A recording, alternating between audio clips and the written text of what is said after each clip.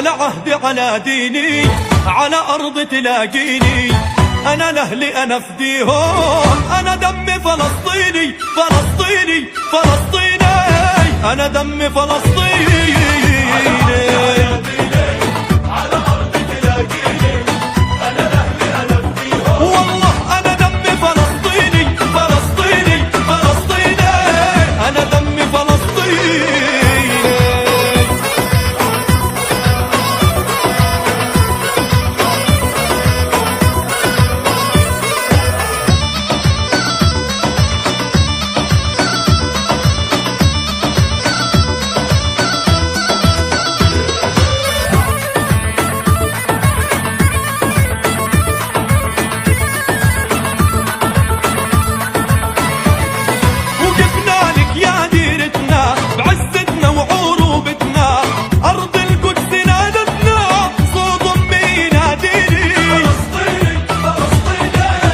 أنا دمي فلسطيني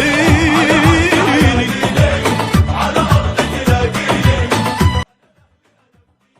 عودنا دوما الناشط السياسي والمناضل في القضايا الإنسانية العادلة، ولا سيما منها القضية المركزية للأمة العربية فلسطين، الأستاذ زواي ياسين يحضر في هذه الندوة التضامنية التي تتزامن مع اليوم العالمي لدعم القضية الفلسطينية من مقر حزب التحالف الوطني الجمهوري بالجزائر العاصمة، في كلمة لنا حول إبراز مشاعر المحبة والتضامن مع القضية المركزية للأمة العربية وكفاح الشعب الفلسطيني الحبيب.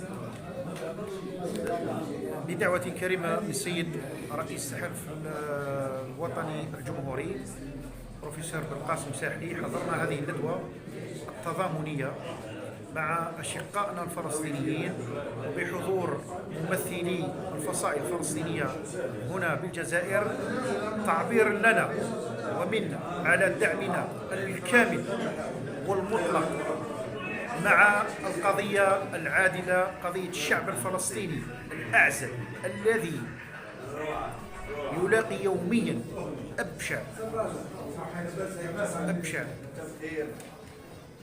الهجمات وأبشع الممارسات من طرف سلطات الكيان الصهيوني من تهجير قسري ومجازر يومية وترحيل قسري من شمال القطاع إلى غربه، وتضييقا في القدس للحيلولة دون الوصول إلى المسجد الأقصى، التضييق أيضا في الضفة الغربية. نحن هنا من أجل دعمنا الكامل وتضامننا مع قضية الشعب الفلسطيني، القضية العادلة، ونندد بأشجب جميع العبارات الممارسات الصهيونية، ونطالب المجتمع الدولي بتحمل كافة مسؤوليته من أجل نصرة قضية الشعب الفلسطيني.